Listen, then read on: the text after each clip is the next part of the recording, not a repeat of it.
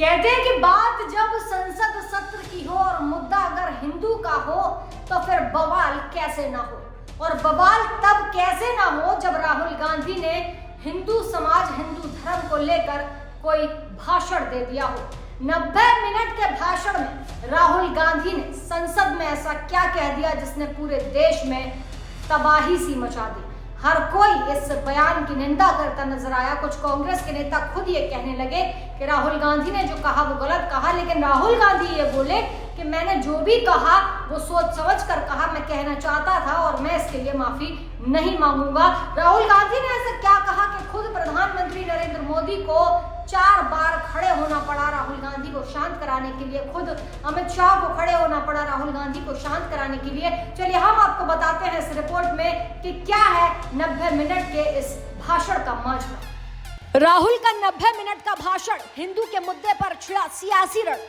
लोकसभा में हंगामे के लगातार आसार, देश भर में जारी है हंगामा। संसद सत्र जारी है और सबकी निगाह सदन में चल रही कार्रवाई पर टिकी है। इसके बाद संसद सत्र लगातार हंगामेदार हो सकता है, ये इसीलिए क्योंकि राहुल गांधी ने ऐसा बयान दे दिया है कि बीजेपी वाले हिंदू नहीं है। कुछ दिनों पहले तक जब चुनाव चल रहे थे, कांग्रेस पर बीजेपी आरोप लगाती रही कि कांग्रेस वाले मुस्लिम लीग का घोषणा पत्र लाए हैं, लेकिन लोकसभा में नेता विपक्ष राहुल गांधी ने कहा कि बीजेपी वाले असली हिंदू नहीं है।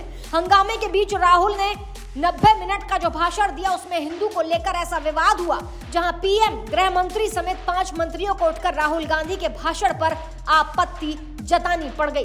पहले हाथ में संविधान उठाकर और फिर भगवान शिव की तस्वीर, दुआ में उठे हाथ की तस्वीर, गुरु नानक की तस्वीर, जीसस की तस्वीर उठाकर राहुल गांधी ने ऐसा कौन सा तीर मारा है जो कहते हैं कि बीजेपी के दिल में लगा है।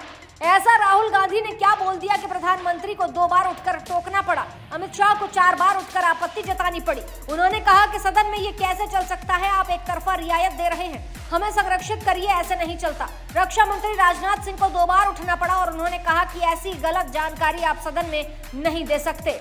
बता दें कि राहुल गांधी ने कहा कि हर धर्म का मूल मंत्र डरो मत। इसके बाद कृषि मंत्री शिवराज सिंह चौहान को, पर्यावरण मंत्री भूपेंद्र यादव को, संसदीय कार्य मंत्री किरेन रिजिजू को, सभी को उठकर राहुल गांधी को भाषण के दौरान आपत्ति उठानी पड़ी, क्योंकि हंगामे के बीच 90 मिनट का भाषण राहुल गांधी ने दिया जिसमें हिंदू, शिवजी, डरो मत, डराओ मत, अभय मुद्रा, हिंसा, अयोध्या, राम जन्मभूमि, महंगाई, अग्निवीर, मणिपुर, किसान शब्द चर्चा में आ गए। जहां राहुल गांधी ने हिंदू, मुस्लिम, सिख, ईसाई, बौद्ध, जैन धर्मों का जिक्र करके पहले ये बताने पर फोकस किया कि हर धर्म का मूल मंत्र है डरो मत।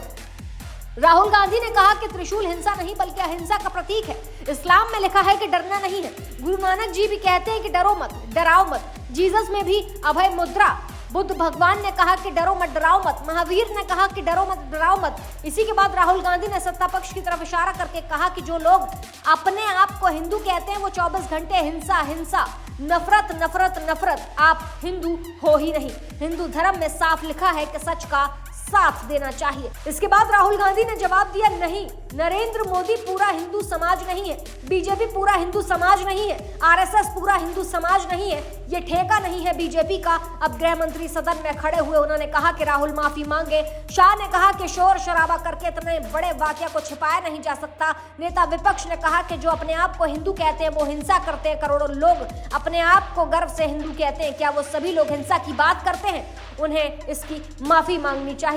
इसके बाद निशिकांत दुबे और स्पीकर ओम बिरला दोनों तरफ से गांधी को हिंदू वाले बयान पर टोका, लेकिन राहुल गांधी ने एक बार फिर इसका जवाब दिया। इसके जवाब के साथ ये सवाल उठा कि क्या राहुल हिंदू के बहाने बीजेपी को निशाना इसीलिए बना रहे हैं क्योंकि इस बार बहुसंख्यक वोट एनडीए का पहले की तरह बढ़ा नहीं बल्कि घटा है। राहुल गांधी ने कहा कि हिंदू हिंसा नहीं फैला सकता है, हिंदू नफरत नहीं फैला सकता, और बीजेपी 24 घंटे नफरत हिंसा करती है। चौतरफा राहुल गांधी फिर घिर गए। अब सवाल है कि आखिर राहुल गांधी के हिंदू वाले बयान पर बीजेपी आक्रामक क्यों हो गई?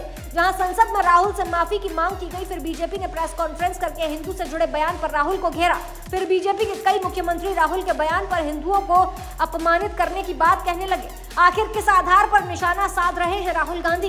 वहीं राहुल गांधी चुनावी नतीजों के बाद के पहले सत्र में शिवजी की तस्वीर लोकसभा में लेकर क्यों ये बताने लगे कि हिंदू हिंसा नहीं फैला सकता और बीजेपी हिंसा फैलाती है? क्या राहुल गांधी 2014 से 2019 के 2 चुनावों में बीजेपी के साथ एकजुट हुए हिंदू बहुसंख्यक वोट में 2024 के चुनाव में आई कमी की वजह से निशाना साध रहे हैं?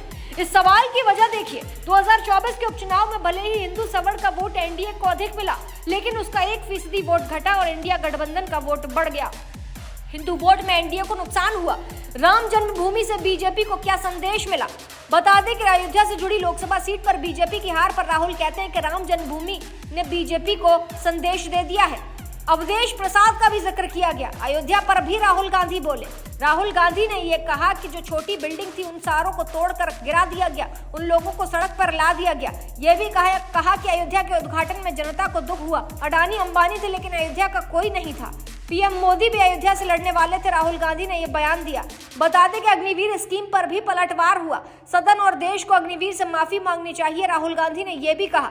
यह भी बोले कि सच्चाई हिंदुस्तान की सेना को मालूम है। स्पीकर पर भी टिप्पणी कर डाली। बहरहाल अब देखने वाली बात यह होगी कि बयानों का यह सियासी घमासान आखिर कब तक थमता है। ऐसी ताजा तमाम बड़ी अपडेट्स के लिए आप देखते रहें अपना उत्तर प्रदेश।